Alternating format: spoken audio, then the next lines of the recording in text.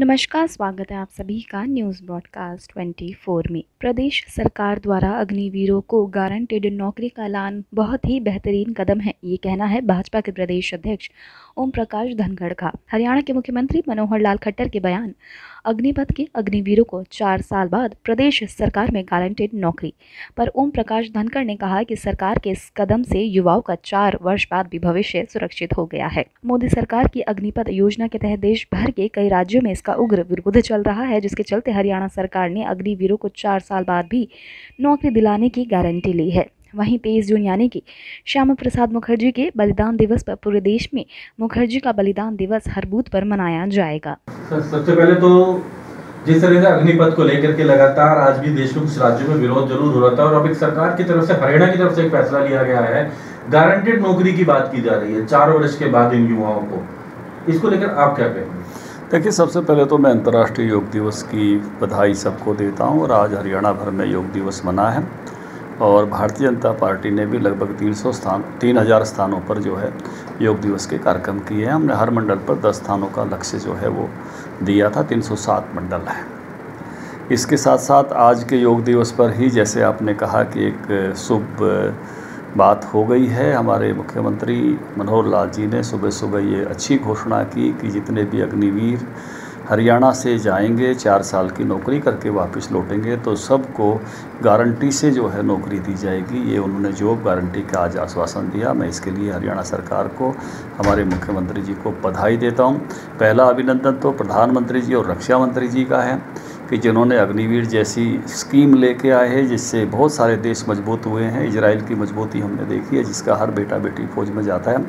और उसके बाद जिस प्रकार से गृह मंत्रालय ने और देश के अन्य मंत्रालयों ने और भिन्न भिन्न राज्य सरकार ने जो पहल की कि भाई जो भी अग्निवीर लौटेंगे उनको अन्य कामों में, अलाइड फोर्सेज में, बाकी सब कामों में प्राथमिकता दी जाएगी।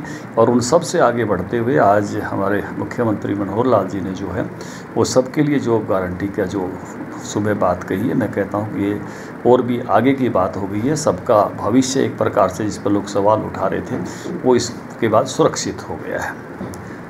कल नगर पालिका, नगर परिषद की मतगणना होगी। शांतिपूर्वक ढंग से चुनाव हुए हैं, और मुझे लगता है उसी प्रकार शांतिपूर्वक ढंग से हमारी 46 स्थानों की छोटी सरकारें बनेंगी। मैं सबको शुभकामनाएं देता हूं। लोकतंत्र का पर्व का ये एक हिस्सा जो कल पूर्ण होगा, क्योंकि भारत में लोकतंत्र अब वास्तव में एक उत्सव बन गया है। लोग बहुत आनंद के साथ उसमें हिस्सा लेते हैं। 23 जून श्यामा प्रसाद मुखर्जी का बलिदान दिवस है। भारतीय जनता पार्टी श्यामा प्रसाद मुखर्जी का बलिदान दिवस हर बूथ तक जो है उसको मनाती है। हमने अपने कैडर से आह्वान किया है कि श्यामा प्रसाद मुखर्जी का बलिदान दिवस हर बूथ पर मनाएं, उनके उस बलिदान को याद करें जो उन्होंने देश की एकता और अखंडता के लिए दिया था। और उन्होंने ही सबसे पहले ये पहल की थी कि एक विधान, एक निशान, एक प्रधान। और आज हम देख रहे हैं 370 टूट गई है, एक ही निशान है, और उसके कारण से विधान एक ही है। और उसी के कारण से जम्मू कश्मीर के लोगों को जो कठिनाइयाँ आती थी, बहुत सारे कानून जो वहाँ निशाना साध रही है कि राहुल गांधी से जो पूछताछ चल रही है पूरे मामले को लेकर के, और खासकर हरियाणा वाले नेता भी बढ़ चढ़ करके दिल्ली पहुँच रहे हैं, उनको लेकर के आप क्या कहेंगे? लगातार आरोप लग रहा है सरकार के ऊपर। देखिए, बहुत सीधा सा सवाल है, आम जनता तक, सब तक पहुँच गया है। एक बंद अखबार जो बहुत सारा इन दिनों में चल नहीं रहा था, जिसकी संपत्ति 2000 करोड़ ये हो गई है, और 2000 करोड़ की संपत्ति किसी इंस्टीट्यूट की संपत्ति, किसी संस्था की संपत्ति, किस प्रकार से परिवारजनों के नाम ज़्यादा पहुंच गई है, ये सारे के सारे सवाल बहुत स्वाभाविक है। और देश की जनता इस पर सत्य जानना चाहती है, और तो इस नाते से ये सत्य देश के सामने आना ही चाहिए। इसलिए कांग्रेस पार्टी को इससे मैं कहूँगा कि इस प्रकार के प्रदर्शनों से इसको ढके नहीं।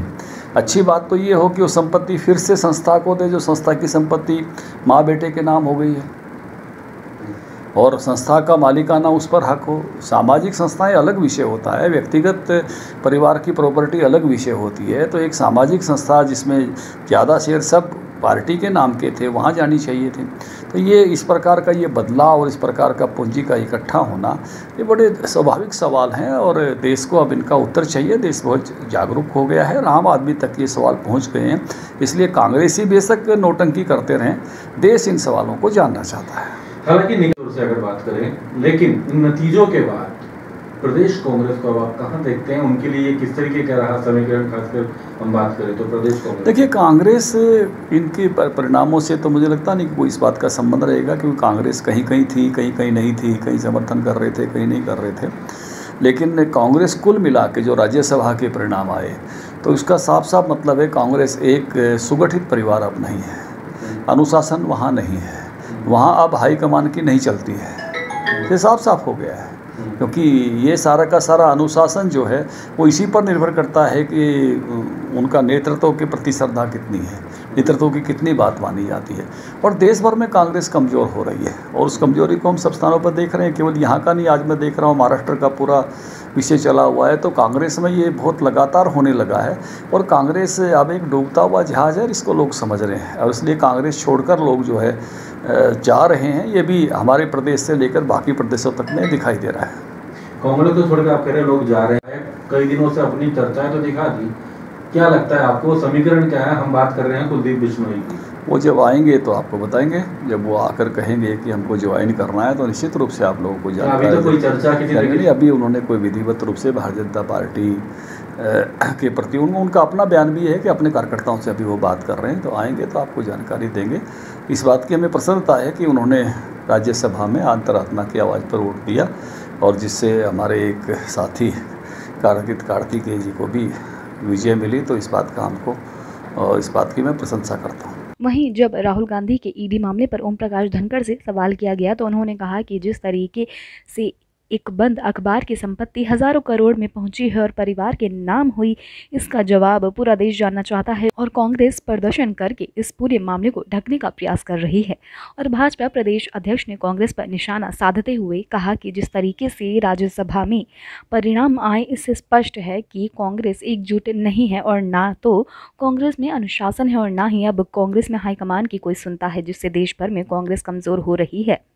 इसी के चलते जब प्रदेश अध्यक्ष से कांग्रेस के विधायक कुलदीप बिश्नोई के बारे में चर्चा की गई तो उन्होंने बताया कि कुलदीप बिश्नोई ने अपने अंतरात्मा की आवाज़ पर निर्दलीय उम्मीदवार को समर्थन दिया, इसके लिए उनका कदम प्रशंसनीय है। धनखड़ जी से मुलाकात के लिए आए थे, क्या कुछ चर्चा के मुद्दे? मैं सबसे पहले भारतीय जनता पार्टी का और माननीय ओपी धनखड़ जी का धन्यवाद करने आया था और आशीर्वाद लेने आया था।